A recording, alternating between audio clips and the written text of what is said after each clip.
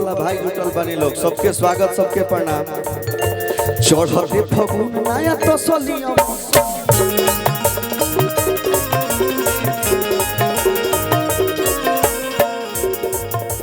नदी गोतीन भसुर सभा के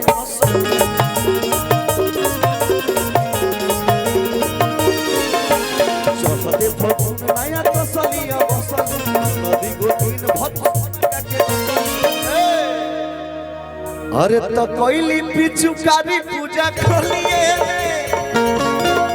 भाई हमार ठीक बानो कि सच कहतानी बिना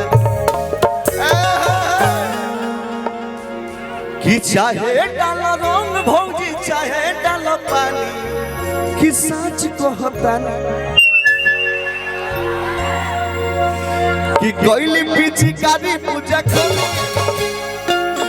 एगो आउ गाना हमारा बड़ा निमन होली में कि घरे बस के सरिया बहरा में गोली बा कि घरे बस के सरिया बहरा में गोली बा अब भातार घरे 14 के होली बा।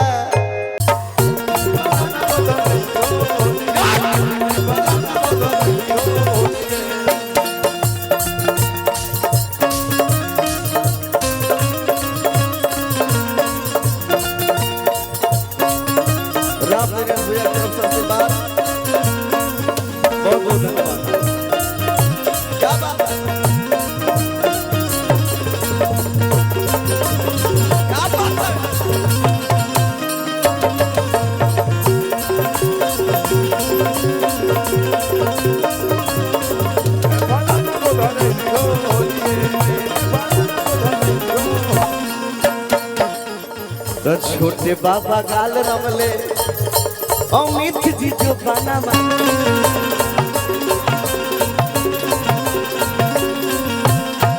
अरे पानी पानी भोइनी जब देखलस बाबा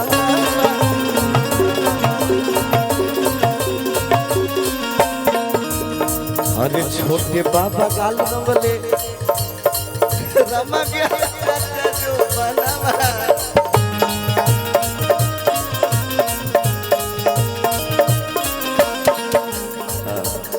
हमने के पूरे भारत के सुप्रसिद्ध उद्घोषक रवि रंजन भैया बनी। आप सब एगो जोरदार ताली बजा के भैया के स्वागत करी सब।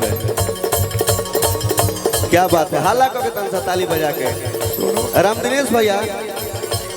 हाँ आज ये सुनो भैया आ जाए।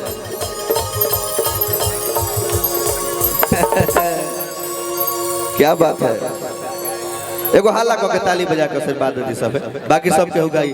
तो रंगा बाबू लाल लेके चोलिए